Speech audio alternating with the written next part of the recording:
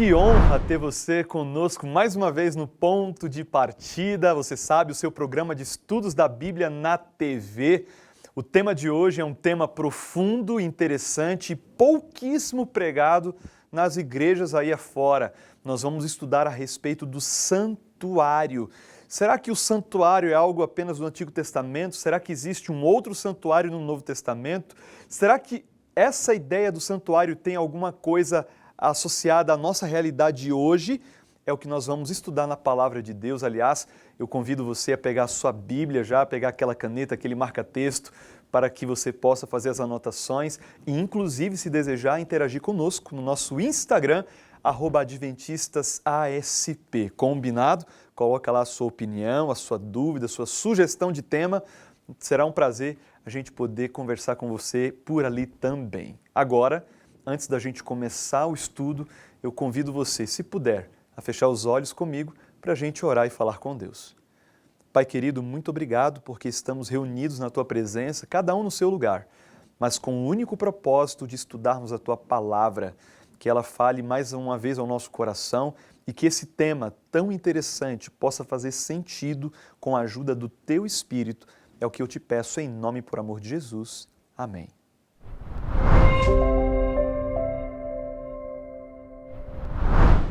Bom dia para você que começa o seu domingo aqui na telinha da Band. Ponto de partida começando por aqui. E hoje o tema, como sempre, né, tá muito especial. Nós vamos falar hoje, vamos embarcar numa jornada sobre o santuário. Vamos falar do compartimento santo e do santíssimo. O que acontecia nesses dois lugares? O santuário de Moisés. Você já ouviu falar dele? Ele está descrito na Bíblia. Quem é o nosso sumo sacerdote hoje? E qual é a função dele? Sobre o perdão, porque nós podemos ter a confiança do perdão. Esses são alguns assuntos que a gente vai trabalhar no programa de hoje. Eu quero aproveitar e apresentar os nossos convidados que estão aqui preparadíssimos com a Bíblia para nos guiar nesse estudo. Pastor Marcos de Oliveira Júnior está conosco, mais uma vez aqui preparado, né, pastor, para nos conduzir nessas descobertas bíblicas. Seja muito bem-vindo, é uma alegria ter aqui o presidente da Igreja Adventista para o sul do Paraná. Muito obrigado, Jordana, é muito bom a gente estar aqui. Hoje o tema ele é bem interessante porque ele tem a ver com todo o processo de salvação, né? A gente fala muito da cruz, mas o santuário ele é tão importante quanto a cruz e a gente vai analisar um pouquinho hoje junto com o pastor Roéfero. Muito bem, isso mesmo. Nós temos aqui o pastor Roberto Roéfero nos acompanhando também, preparado, né, pastor, para falar desse tema que muita gente não entende, né? Vê ali na Bíblia, fica confuso e hoje é o dia da gente desvendar aí, né, essa parte desconhecida para muitos. Bem-vindo, pastor Roberto. Muito obrigado. Bom dia, pastor Marcos. Bom dia, Jordana. É um prazer estar com vocês e é um prazer estar com vocês também, mais uma vez aqui pela manhã na Band. Esse tema, talvez alguns não entendam, mas ele é um dos mais interessantes de toda a Bíblia. Muito didático, ele é muito lúdico. Eu acho que a gente vai ter um bom programa hoje, Jordana, se Deus quiser. Eu também acho, exatamente. Esse é um tema muito importante para fortalecer o nosso relacionamento com Deus. Então, fica ligadinho aí, porque a gente já está começando por aqui. Pastor, o que Deus disse sobre o santuário na Bíblia? Bem, Jordana, tem uma coisa aqui bem interessante nessa colocação de Deus. Eu vou ler o texto de Êxodo 25, verso 8, que diz assim: "E me farão um santuário para que eu possa habitar no meio deles." Essa é a afirmação de Deus. Só que quando a gente vai ao Salmo 139, por exemplo, eu vou ler o verso 7, diz assim: "Para onde me ausentarei do teu espírito? Para onde fugirei da tua face? Se subo aos céus, lá estás. Se faço a minha cama no mais profundo abismo, lá estás também." E aí vai continuando. Parece assim, vem cá, mas Deus diz que vai habitar numa construção feita por homens. E aí o salmista diz que Deus está em todo lugar. Então a gente precisa parar para entender o porquê do santuário. Deus ele não se limita a uma construção. Porque a gente diz assim, porque a gente vai à igreja, porque Deus está lá. Deus está na igreja, Deus está fora da igreja, Deus está até em lugares que a gente não deveria ir, porque Ele está em todo lugar. Até porque se a gente usar essa premissa, pastor, para não ir à igreja, o fato de que Deus está em todos os lugares, a gente começa a ter problemas também na vida cristã, né? Claro, a gente nem vai à igreja, nem tem uma vida cristã. Mas a gente precisa entender uma coisa, de que Deus, Ele fez... sabe quando você demarca um lugar e diz assim, olha, eu quero que vocês vejam, que vocês enxerguem, e vocês tenham segurança de que eu estou com vocês? Isso é o santuário. E ele criou toda essa, como disse o pastor Roeffer, essa maneira lúdica, porque o povo de Israel era um povo que tinha saído do cativeiro, um povo rude, eles precisavam entender olhando, visualizando. E o plano da salvação foi então agora exemplificado no ritual do santuário. Então a gente vê ali a cruz, a gente vê os mandamentos, a gente vê a volta de Jesus, a gente vê tudo no santuário. Tudo tinha um motivo, Deus estava sendo didático com o povo. É um ponto centralizador, catalisador. Todas as crenças da Bíblia você encontra no santuário. E Deus então criou, assim como uma professora diz, uma laranja mais uma laranja igual a 2.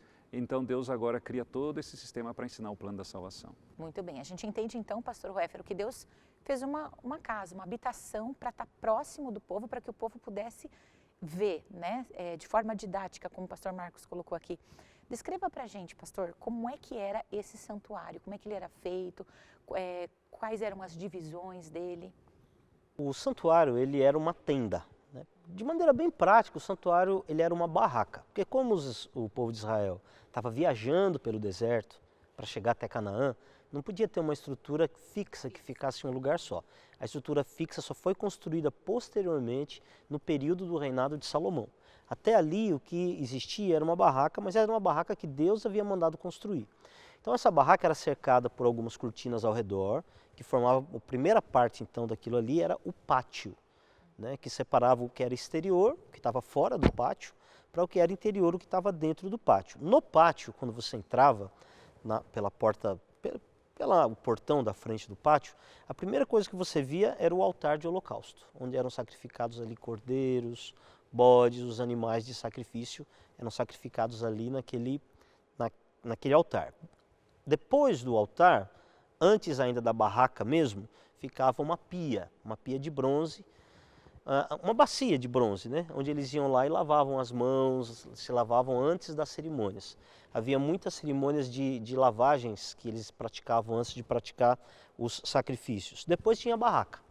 E aí quando você só podia entrar na barraca, os sacerdotes e o sumo sacerdote, que era o chefe dos sacerdotes. Então tinha os sacerdotes e tinha o chefe. Então só eles podiam entrar agora ali dentro da barraca.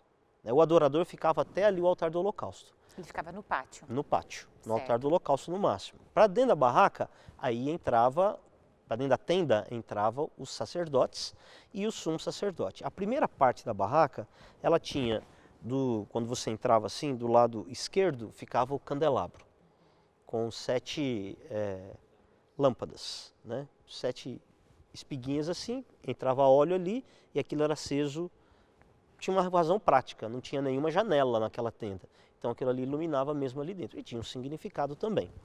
Depois você tinha do lado direito uma mesa que tinha 12 pães. Aqueles pães estavam ali continuamente, todos os dias aqueles pães ficavam ali. Eles eram trocados uma vez por semana quando os sacerdotes então comiam aquele pão antigo e trocava por um pão novo.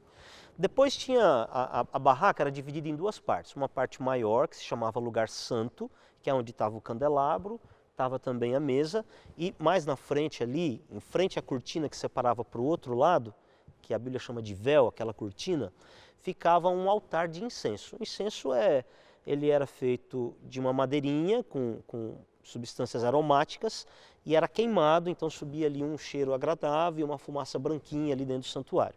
Aí você tinha uma cortina e lá dentro, na parte mais interna do santuário, ficava o lugar santo dos santos, ou mais santo, o santíssimo. Então, no lugar santíssimo ficava um único objeto, que era a Arca da Aliança. Mas ele era o objeto mais importante. A Arca da Aliança, a gente conhece, tem até filme sobre isso, né? Mas a Arca da Aliança era uma caixa de madeira recoberta por ouro com uma tampa. Dentro da caixa ficava, a coisa mais importante eram os 10 mandamentos, mas ficava um potezinho com maná e também ficava a vara de Arão, por uma situação específica que Deus havia mostrado ali que Arão deveria ser o sacerdote. E em cima da arca, na tampa, tinha 2 anjos, e no meio dos anjos, chamados de querubins, um virado de frente para o outro, e no meio dos anjos ficava o brilho sobrenatural de Deus. Então Deus estava ali fisicamente presente através daquela luz que era chamada de Shekinah. E pastor, nesse compartimento não era qualquer um que entrava, né? Somente quem podia entrar nesse santo dos santos? Somente o chefe dos sacerdotes, o sumo sacerdote, e só uma vez por ano, no dia do Yom Kippur. Em todos os outros 364 dias do ano, eles só entravam no lugar santo. Toda a cerimônia que era feita no lugar santo, ela era feita todos os dias. Então, na Bíblia isso é chamado de tamid, a palavra hebraica, que significa diário, contínuo, que nunca para.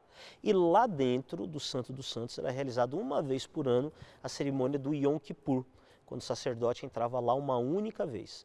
Por que não podia entrar lá, Jordana? Vou explicar para você também. Por que não podia entrar lá no Santo dos Santos? Justamente porque no Santo dos Santos ficava a luz visível de Deus. Então, se eu entrasse ali diante de Deus com pecado, morreria. A pessoa que entrasse ali indevidamente morreria, porque ela era uma pessoa pecadora diante de um Deus santo. Para que o sumo sacerdócio entrasse lá uma vez por ano, ele tinha que se purificar, tinha que purificar o povo, tinha todo um ritual para o preparo para entrar ali. Muito bem, agora a gente já conseguiu visualizar, né, pastor Marcos, um pouco disso e talvez muitas pessoas não entendam o que isso tem a ver com a minha vida hoje. Uma tenda lá no passado, e tem gente que eu acho que pula essa parte na Bíblia, né, porque ela realmente é complexa, é de difícil compreensão. Mas hoje a gente vai tirar muitas dúvidas aqui e uma delas é o que acontecia nesses dois compartimentos, no Santo, né, e no Santíssimo. O que acontecia ali, que era importante na época, mas também é relevante para nós hoje? Bem, eu vou mencionar algumas coisas aqui, Jordana, mas a gente precisa ter um pano de fundo seguinte. Durante o ano todo, simbolicamente, os pecados eram levados para dentro do santuário.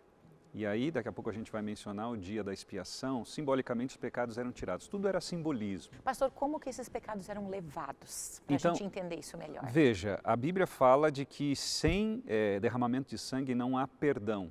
Então, Deus ele criou um sistema para ensinar. E qual era o sistema? Eu tinha um pecado, eu tinha que confessar, levar uma oferta, um cordeirinho, né, sem defeito, tinha que ser perfeito. E eu ia até o santuário e ali, uma espécie de oração, eu confessava os meus pecados, olha, eu fiz isso e tal, me perdoa. E aí colocava a mão sobre o cordeirinho e depois então matava o cordeirinho.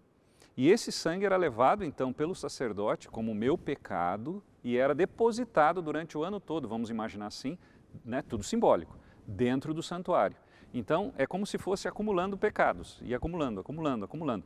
E o dia da expiação era o processo contrário. Você então agora ia ter a expiação e aí o verdadeiro, daí tinha os bodes, a gente vai entrar no assunto aqui que começa a misturar, mas aí o que acontece? Um representando Cristo, outro representando o inimigo de Cristo, tinha toda uma questão de um preparo, como o pastor Roéfero falou, o sumo sacerdote ele tinha que matar um novilho para ele poder ter condições de entrar no santuário e ter a certeza do perdão, e aí eles tiravam o pecado, entendeu? E aí aquele bode que representava Cristo expiava a todos, né, dava a condição do perdão, e o outro, representando o inimigo de Deus, levava o pecado para o deserto. Então era tudo uma forma lúdica, não é fácil de entender o plano da salvação. Então hoje a gente olha para trás e a gente vê Jesus morrendo na cruz, mas eles não imaginavam, eles tinham que imaginar o que ia acontecer. Então, por isso que falei desde o início, a gente vê todas as crenças da Bíblia ali no santuário. Muito bem, pastor, imagine só. Para quem está em casa nos acompanhando, se nós vivêssemos naquela época e o senhor e a sua família, ou eu e minha família, tivéssemos, né, naquele momento de levar o cordeiro para o santuário, o que acontecia? A gente iria chegar até o pátio, é ali que acontecia o sacrifício? A gente chegava até a porta, né? Isso? Até a porta do santuário. E ali, então, a partir dali, os sacerdotes assumiam. Conduzia. Entendeu? E aí tem todo o processo. Como o pastor falou, tinha ali o altar, onde era, né, queimado a oferta, tinha a pia para eles se limparem, tinha, né, como ele já mencionou, o santo dos santos. Tem todo um ritual. Sim. Que a gente não tem tempo aqui de explicar, mas o fato é de que Deus queria mostrar a malignidade do pecado. E eu consegui perceber isso, sabe aonde, pastor? Quando o senhor colocou um cordeiro indefeso, né, sendo morto ali para ter o sangue derramado pelos meus pecados, pelos nossos pecados. Isso é chocante para a gente ouvir, né? Que o animalzinho ali, ele morria, a família presenciava esse momento, né? E hoje também não é diferente, né? A gente olha para Jesus, como o senhor colocou aqui, e lembra dele na cruz do Calvário. A gente chama isso tecnicamente de tipo, né? Tem o tipo e o antítipo. É como você compra uma passagem daqui para São Paulo, e aí o que acontece? a passagem, ela representa a tua viagem e ela tem um valor tremendo até você entrar no avião ou no ônibus. Mas depois que você fez a viagem, o que acontece? Aquela passagem ela não tem mais valor. Você pega e bota fora. Então, esse ritual ele teve um valor tremendo até a morte de Jesus. Mas se Jesus morreu, não precisa, ainda bem, porque eu tenho pavor de matar bichinho, né? Ainda bem, gente? Porque a gente não é sacerdote, né? E aí, agora não tem mais por que eu guardar a passagem, vamos dizer assim. Cristo morreu, então agora é fato, não é? Não precisa mais do cordeirinho. Muito bem, Jordana, Oi, pode queria falar, acrescentar uma coisa importantíssima aqui, que é o seguinte. Algumas pessoas dizem assim, que hoje nós vivemos no tempo da graça. E antigamente as pessoas viviam no tempo de Moisés, era o tempo da lei. Da lei, exato. Nesse pensamento, assim, genérico que existe em muitos grupos religiosos, a gente entende que hoje a gente não precisa mais da lei, porque a gente está no tempo da graça. Mas se for assim, então eles não precisavam da graça quando estavam no tempo da lei, o que significa que a lei teria os salvado durante um tempo. Não é isso que significa. O que significa exatamente o que o pastor Marcos explicou. É o seguinte, qual é a lei que está falando ali no Novo Testamento? A lei que foi abolida, que foi cravada na cruz, essa lei era todas as regras das cerimônias do santuário. Que não são mais necessárias. Que não são mais necessárias, porque o verdadeiro cordeiro morreu. Quando Jesus aparece para João Batista para se batizar, João olha para ele e diz assim, eis o cordeiro de Deus que tira o pecado do mundo. Significa que o verdadeiro cordeiro é Jesus. Todos os rituais do santuário, eles simbolizavam o plano da salvação. Então, o cordeirinho que morria pelo pecado, no lugar do pecador, era Jesus. Mas o sacerdote também é Jesus, que intercede por nós diante de Deus. Você tinha ali aquela luz brilhando, também é Jesus, a luz, né, que brilha sobre nós. O pão que estava ali no lugar santo, também é Jesus. Então, em muitos aspectos, o ministério de Jesus estava todo ali, figurativamente, exposto ali no santuário. E as leis que foram abolidas, foram as leis do santuário, que não precisa mais. Quando Jesus morreu, o véu do santuário se rasga de alto a baixo, não precisamos mais do santuário. Agora nós podemos ir direto ao verdadeiro santuário e ao verdadeiro sumo sacerdote, que é Jesus, que está no céu. Então, da mesma maneira que nós nos salvamos através da graça pelo sacrifício de Jesus, as pessoas no passado também se salvavam pela graça no sacrifício de Jesus, que era exemplificado no sacrifício do cordeirinho. Então eles se salvavam com a fé no cordeiro que viria a morrer, e nós nos salvamos pela fé no cordeiro que já morreu. Mas sempre, em todo tempo, em todo momento da história da humanidade, a única maneira, o único modo de salvação foi pela graça através de Jesus Cristo. Muito bem. E é por isso que a gente não pode pular essa parte na Bíblia, né, pastor? Porque realmente a gente consegue aprofundar mais a nossa fé e a nossa compreensão no papel que Jesus faz hoje. Pastor, quem é o nosso sumo sacerdote hoje e o que ele está fazendo por nós? Bem, é interessante quando a gente olha o que a Bíblia apresenta, por exemplo, em Hebreus. E eu gostaria de ler esse texto aqui, sem vários, né? O Hebreus, na realidade, é um sermão, né? E em Hebreus nós encontramos algo bem interessante. E olha só o que nós encontramos no capítulo 4, verso 14, que diz assim: tendo, pois, a Jesus, o Filho de Deus, como grande sumo sacerdote que penetrou os céus, conservemos firmes a nossa confissão. Isso aqui tem uma ligação com o primeiro texto que nós vimos, que é Êxodo 25, verso 8. Me farão um santuário conforme um modelo. Qual é o modelo que se referia a Deus lá para Moisés? Era o santuário do céu. E Jesus, quando ele morre, ele volta para esse santuário, ele vai para esse santuário e agora ele assume o papel, como diz o texto aqui, não é, de sumo sacerdote, do líder, daquele que vai, junto com o Pai e o Espírito Santo, dar oportunidade da purificação. Porque veja, a cruz ela resolveu o problema da culpa do pecado. Então, eu sou o culpado e Cristo morre em meu lugar, eu que tinha que morrer. Então, o cordeirinho que você mencionou ali, que sem defeito, representa Jesus.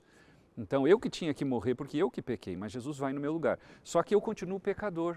A cruz ela resolve o problema da culpa. E o santuário vai me dar a oportunidade de um dia eu ser olhado por Deus e dizer assim, você não tem mais pecado, porque aí os créditos de Jesus Cristo passam para minha conta, vamos dizer assim.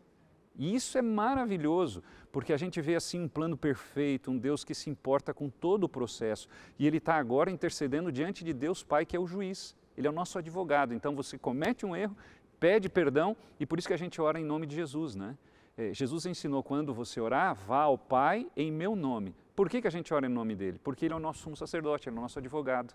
Então é ele que me dá a oportunidade de poder não ter só o perdão e me livrar da culpa, porque isso ele resolveu na cruz, mas agora ele me dá a oportunidade de ser purificado. E um dia ser, como diz Paulo, ter esse corpo corruptível sendo um corpo agora revestido de incorruptibilidade, ou seja, sem nenhuma mancha do pecado. É bem interessante, né, esse papel de Jesus como nosso sumo sacerdote.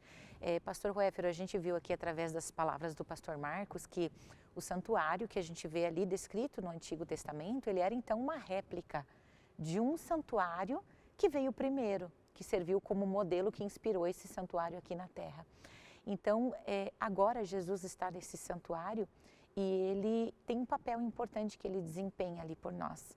E que papel é esse que ele está exercendo, ampliando um pouco mais já a introdução que o pastor Marcos deu aqui?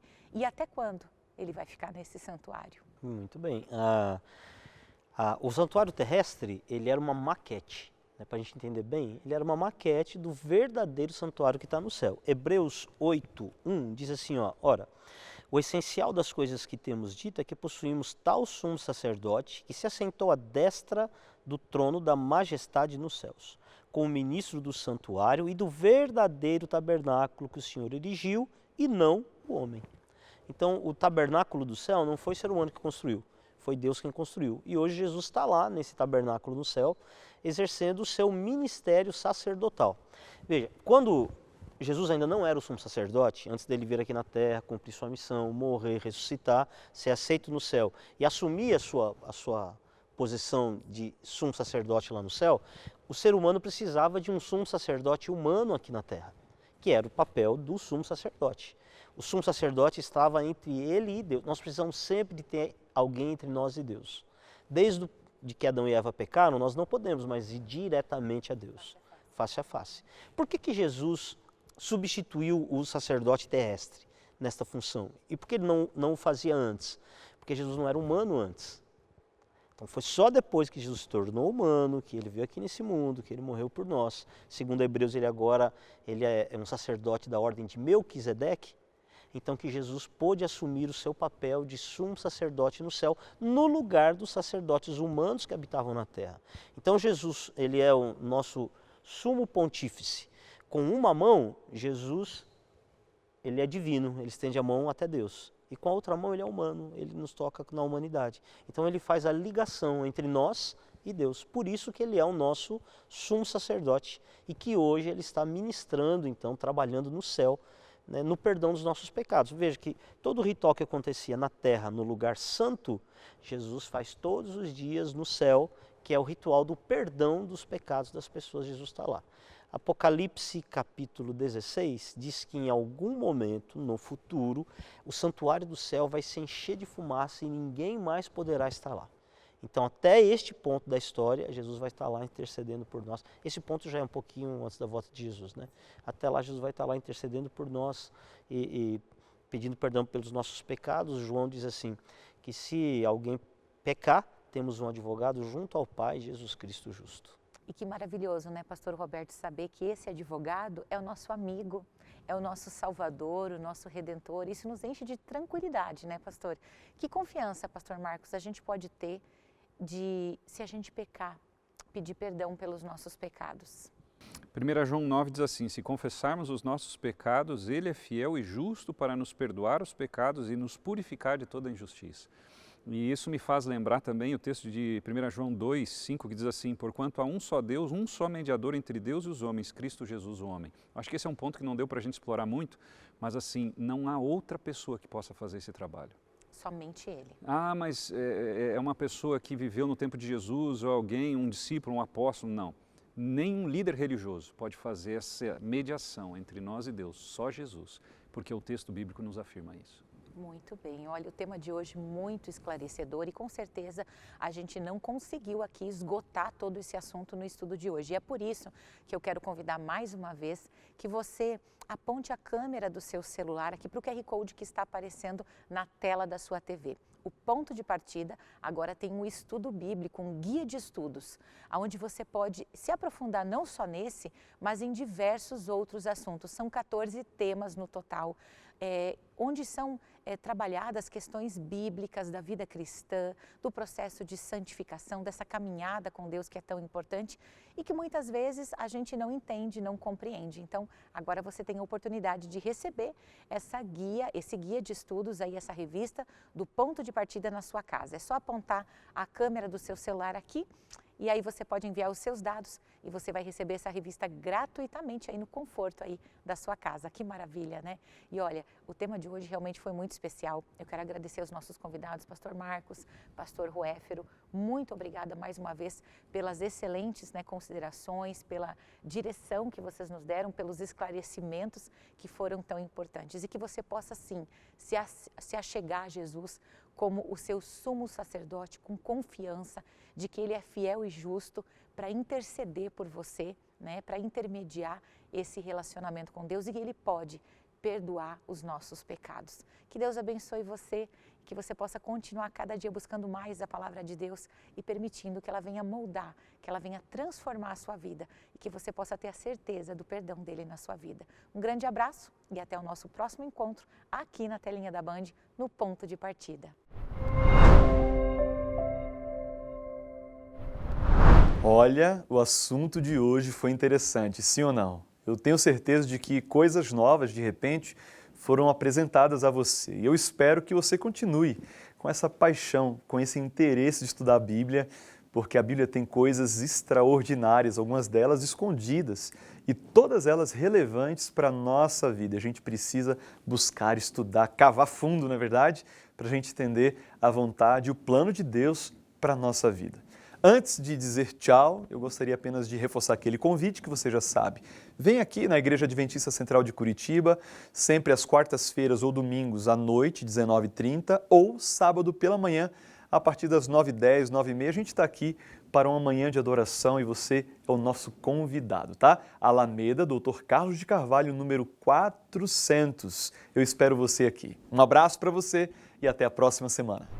E aí, gostou da programação? Que tal nos fazer uma visita?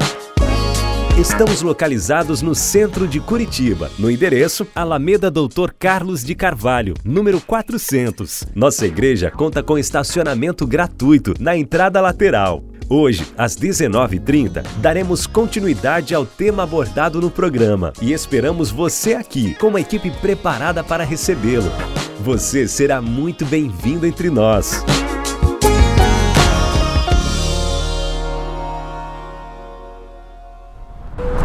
Uma jornada começa pela escolha do caminho correto.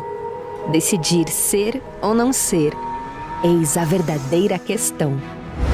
Se desde o primeiro raio de sol que desperta nossos sentidos, quando decidimos qual pé tocará o solo primeiro, se vou escovar os dentes,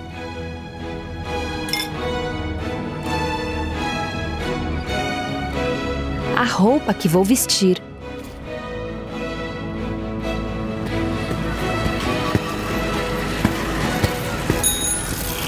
cada decisão, mesmo que relativamente pequena, ecoa de forma profunda e impacta aquilo que vou construir e alcançar amanhã.